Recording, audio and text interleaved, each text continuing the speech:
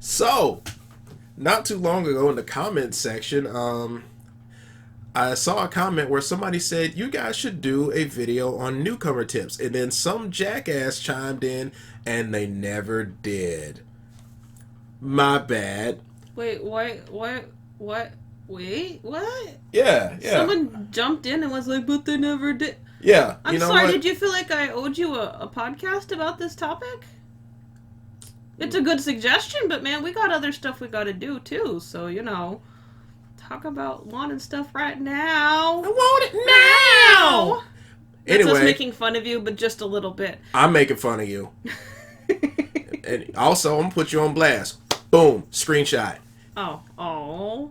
Because I'm petty. Well, either way, the point is, we're gonna do one anyway, and it just took us a while, because we got, lives and stuff, guys.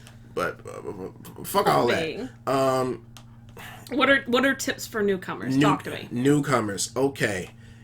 So you went to your first SCA event, be it a fight practice or a full-blown event. You saw all the cool stuff, and you're like, hell yeah, this is what I'm doing now. And you're ready to go to www.yeoldmedievalshit.org and buy everything on the website. That's an actual website. We're not affiliated.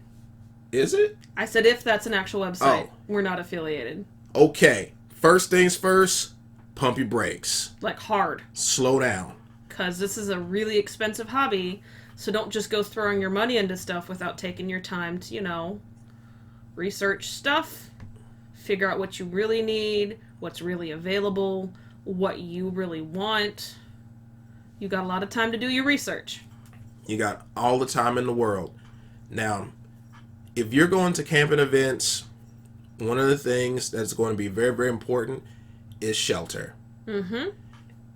It is okay to camp in a mundane tent if that's what you have, and that's what you can afford. There's Absolutely. nothing wrong with it. Don't let anyone shame you into getting a period tent that you don't like, that you can't afford, is more pain to be put up, take down, and haul than you can actually deal with. Exactly. Tents, especially period tents, are expensive. They're big. Now, don't get me wrong. Canvas tents are great. Mm-hmm. They stay cool during the summer. They stay warm when it's cold. There's a whole wide variety of them available from lots of different styles. Yes, canvas tents are great. But if you need to start with a mundane tent, do so. Yeah, there's nothing wrong with that. More than anything, you want to be there, right? So get what you can get and be there. A tip that I would give you for your tent is, 1, make sure that your ground cloth is intact. Oh gosh, yes. 2, get an area rug of some sort that would go into that tent that you could put on the floor. And this is for a couple of reasons. 1, it protects your ground cloth from getting torn from going in and out of the tent if you go in the tent with your boots on. 2, insulation. Uh-huh. Because if you're sleeping at events and you're not sleeping on an elevated surface like a cot or a camp bed, then that cold air is going to seep up through the ground. It's going to seep into that air mattress, and you are going to get very, very cold. Uh-huh.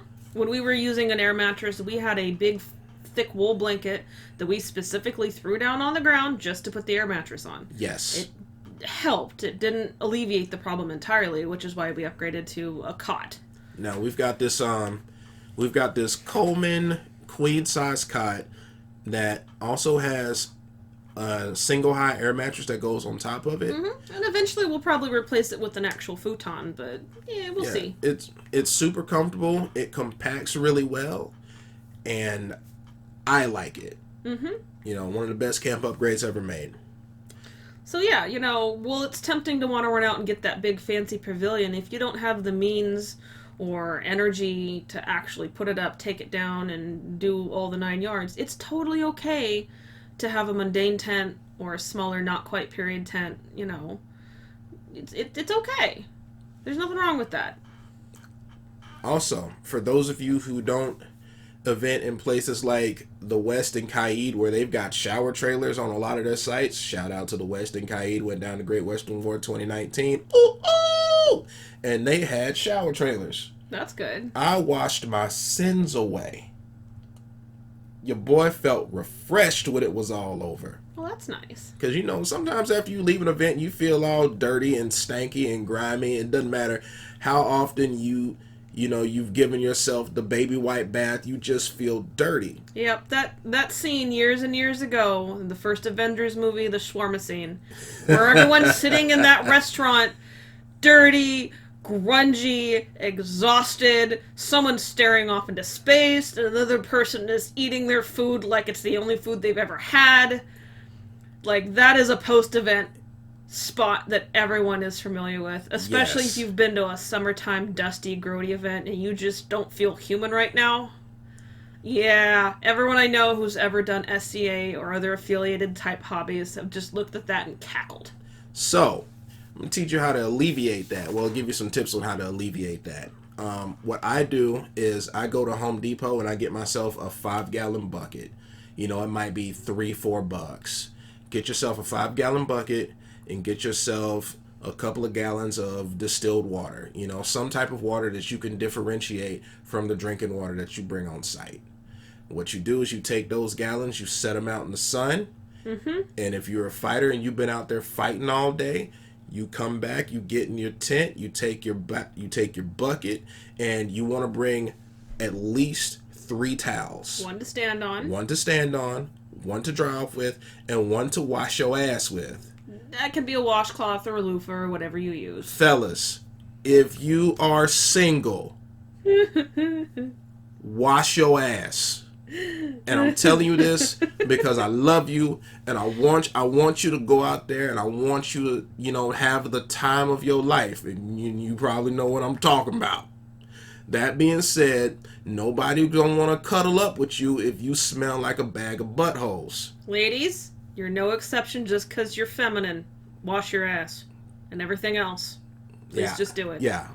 Okay, deodorant is important, but it is not a replacement for a bath. Yeah, deodorant is important, not a replacement for a bath. So what you're going to do is you're going to take that 5-gallon bucket, you're going to pour some of that warm water in there, and you're going to give yourself a good scrub down. Make sure you get the good parts. Get under your arms, get in your nether regions, get around your neck, get behind your ears, get all that stuff, get it all nice and clean, and dry yourself off. Put on some clean clothes, put on clean underwear. Yeah. So, the baby wipes are great, and they're great for between actual washing, but please don't use them as a complete substitute if you don't have to. Yeah. Wash your ass. I tell you that because I love you. Especially if you're out fighting. Garb. Now, when people first start, so many people are focused on, creating a persona, and getting the appropriate garb. Don't hop into that so fast, because you're going to see that there are going to be tons of people out there who make stuff. Some of it's good, some of it's garbage. It's totally okay to have yourself some poofy pants and a plain old T-tunic with a belt and wander around that way. Like, that is the SCA equivalent of jeans and a t-shirt. It is appropriate for every situation. It's totally okay to do super simple, easy, inexpensive stuff until you know what you really want to do. And then you can branch into the fancy stuff. And it might change. Mm-hmm. My first persona was Persian. Mm-hmm. And then I wore Japanese for a while. And what else did I do? I wore Persian, I wore Japanese. And then I think you went right to the Greek stuff right after you did your Japanese stuff a little bit. Yeah, I went back to Persian, and then I jumped into Greek because I joined the Myrmidons. Yeah, and your Japanese stuff was more playing. You didn't do it intending for it to be your permanent things. No, I was having fun with that. And that's the thing. Don't ever let someone, sass you or shame you for wanting to do multiple different things. Yeah. Like, you are not, beholden to a single persona. You don't even have to pick a persona if you want. You can do whatever you want. Give yourself an opportunity to explore and enjoy and learn, because that's what this is supposed to be about. Mm-hmm. Exploration and having fun and learning stuff. Because after you've been able to explore and play, then you can take your time about making or having custom stuff commissioned.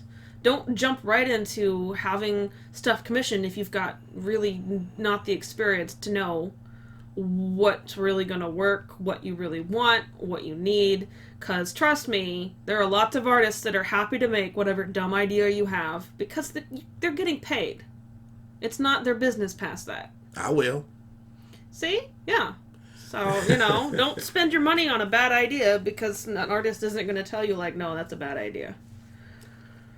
The last thing I'm going to touch on, because I think I'm probably going to do more than one of these, is when you come to events, I understand the idea of wanting to be as authentic as possible, but never let period accuracy supersede your level of comfort, be that financially or physically.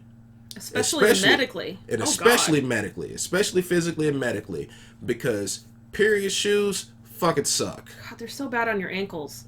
So many of these event sites are, functional fields during the off season, and so there's a lot of pit holes and traps and ankle breakers. Just be careful.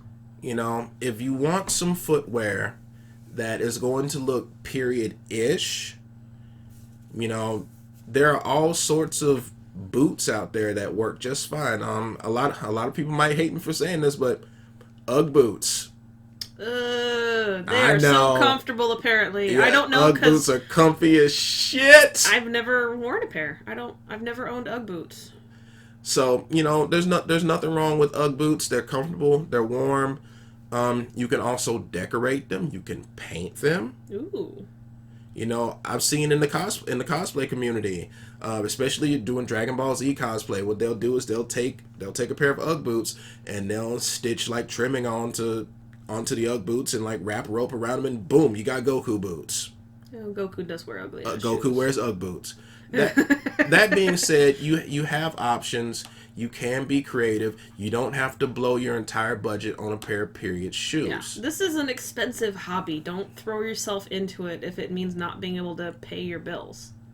And anyone who tries to pressure you into doing stuff you can't afford, I don't know, send them our way. We'll tell them to fuck off for you. Yeah, sure will. And I won't even charge you for it. Yeah. I do that for free. I think we're going to go ahead and wrap this up here, and we'll do more later of other tips for newcomers. If you've got a tip for a newcomer that you think we should include, please throw it in the comments section below, or shoot it to us on a private DM if you would prefer. That's cool too. Like, comment, share, subscribe. Yep, all those good things. Be good, take care of each other, we will see you next time.